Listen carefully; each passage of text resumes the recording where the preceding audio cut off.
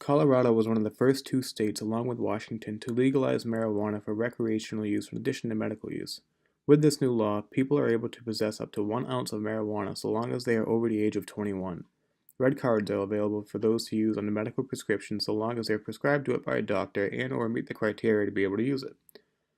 The economic benefits are enormous since the legalization, as Colorado has seen over $2.4 billion added to the economy and currently see a revenue of over $1 billion per year.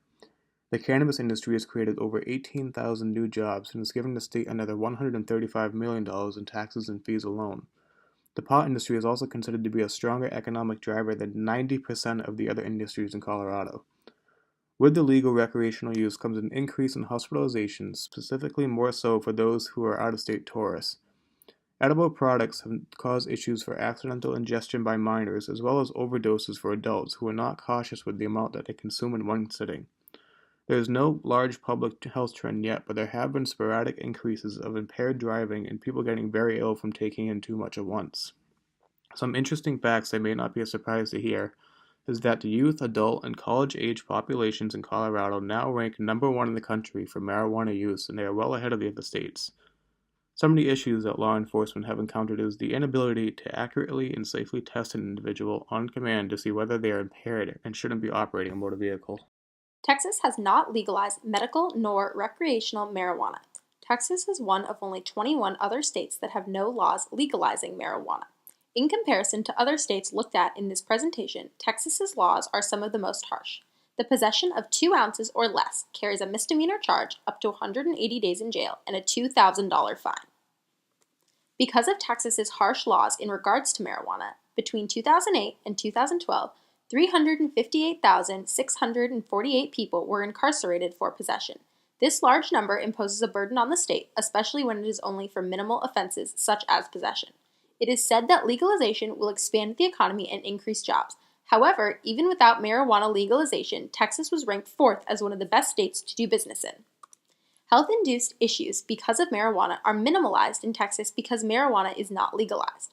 The threat of its citizens operating a motor vehicle under the influence of marijuana is not prominent because there is not widespread access. In the coming years, as marijuana increases in popularity, citizens of Texas who seek treatment for medical marijuana may move to somewhere where it is legal. An interesting fact in regards to Texas's marijuana laws is that some court districts have begun drug diversion programs. These programs allow those who are first-time offenders to complete a rehabilitation program instead of serving a prison sentence. These programs will alleviate pressure on prisons and those incarcerated, another way to help the economy without legalizing marijuana. As it stands today, Connecticut is currently one of the 28 states that allow for medical marijuana and is one of the 21 states that has decriminalized it. An estimated 13% of CT residents use marijuana regularly. Supporters of legalization argue that we should legalize it to reduce meaningless incarceration, while the opponents argue that marijuana is a drug and has addictive capabilities like every other hard drug. Public support for the legalization of marijuana is strong. Many individuals have attended and essentially lobbied local and state-level hearings to ensure that their views are represented. Groups such as Connecticut Cannabis Reform have made their voices very clear.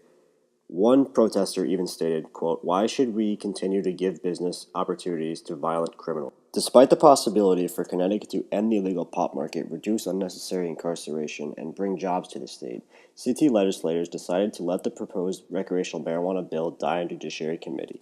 It will be very difficult for recreational marijuana to be legalized under Governor Malloy, since he even said, quote, "I think it's a mistake what Massachusetts has done and other states have done."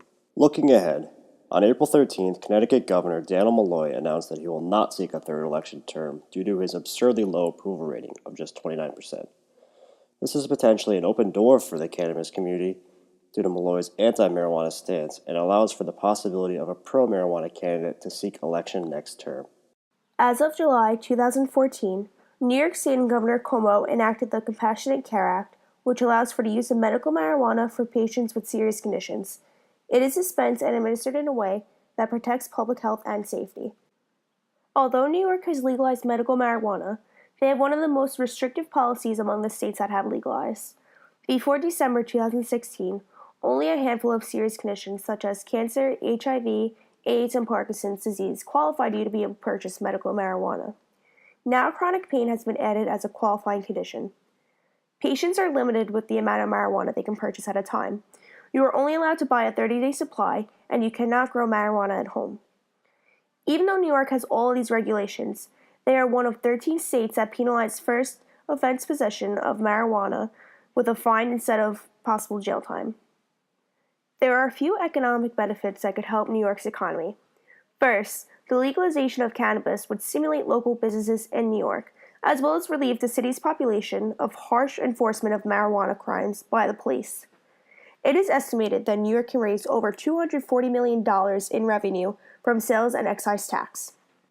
Currently in New York State, the Drug Policy Alliance is working on a number of campaigns to shift New York's drug policy away from the criminal justice system and towards a public health and safety approach. Patients in New York have a very difficult time accessing legal marijuana, and in many cases, even a harder time finding a physician who will write a prescription for marijuana. There are only 14 dispensaries open as of February 2017. Since New York has only legalized medical marijuana, questions and concerns arise when approaching the idea of legalizing recreational marijuana also. Public health and safety issues are the main topic of concern. Law enforcement worries about the increase in driving under the influence, which can lead to traffic fatalities and hospitalizations in New York State. There is data from other states such as Colorado and Washington who have legalized the recreational use that shows fatal accidents involving marijuana has risen since it was first legalized. Lastly, as of 2017, Governor Cuomo recently has decided to completely decriminalize marijuana. Cuomo stated, "The illegal sale of marijuana cannot and will not be tolerated in New York State, but data consistently shows that recreational users of marijuana pose little to no threat to public safety." In 1996, California passed the Compassionate Use Act for the use of medical marijuana and has recently just approved Prop 64 this past November, which legalizes its recreational use. Those who are over 21 may possess, transport, purchase, consume, and/or share up to 1 ounce of marijuana or 8 grams of its concentrate. It allows those who were incarcerated prior to its approval to have their sentences reconsidered now. And as for activities related to marijuana that remain illegal, penalties are now considered misdemeanors instead of felonies. As of now, Prop 64 favors the smaller producers, allowing them to establish themselves before 2023, when large-scale corporations will most likely monopolize the industry.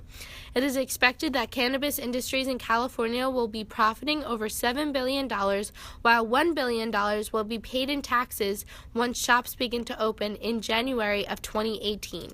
However, since most banks refuse to work with cannabis industries in fear of being accused for money laundering, this results in a mostly cash-based business, creating greater chances of robbery. Currently, California is working on devising a plan to allow banks to work better with cannabis industries because if California can get it established, then most states will follow its lead and reap the benefits.